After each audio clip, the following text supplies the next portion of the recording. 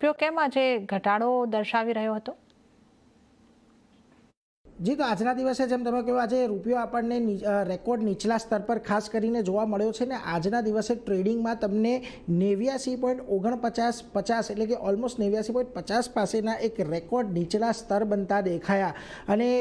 79 પૈસા જેટલું દબાણ આજે આપણને રૂપિયાની અંદર આવતું જોવા મળ્યું છે ને 8 મે 2025 બાદ આજે ઘટાડો છે ઇન્ટ્રાડેનો સૌથી મોટો ઘટાડો અહીંયાથી આપણને આવતો જોવા મળ્યો છે અને છેલ્લા 6 મહિનાની અંદરનો આ સૌથી મોટો ઇન્ટ્રાડે ઘટાડો છે. હવે જો અહીંયા ખાસ કરીને કારણ શું થઈ રહ્યું છે, ડીલર્સ અહીંયાથી એવું કહી રહ્યા છે કે 88.80ની આજુબાજુ સ્ટોપ લોસ હતા, ત્યાં આગળ આરબીઆઈએ રૂપિયાને ડિફેન્ડ કરવાનું બંધ કર્યું અને એને લઈને સ્ટોપ લોસ ટ્રિગર થતાં એક મોટો ઉછાળો આપણને આવતો જોવા મળ્યો છે. જો કે હજી ટ્રેડર્સ કહી રહ્યા છે કે 89.50 પાસે આરબીઆઈ ફરી આવીને રૂપિયાની ડોલર ખરીદી શકે છે, જેથી અહીંયાથી આ ઇમ્પેક્ટ જે છે, આ જે મોટો ઉછાળો આવ્યો છે એને આવનારા સમયમાં થોડો ઓછો કરી શકાય. પરંતુ એક્સપર્ટ્સનું અહીંયાથી ખાસ કરીને કહેવું છે કે જાપાનની અંદર જે વ્યાજદર વધે એવી એક વાત કરવામાં આવી છે, ત્યાં આગળ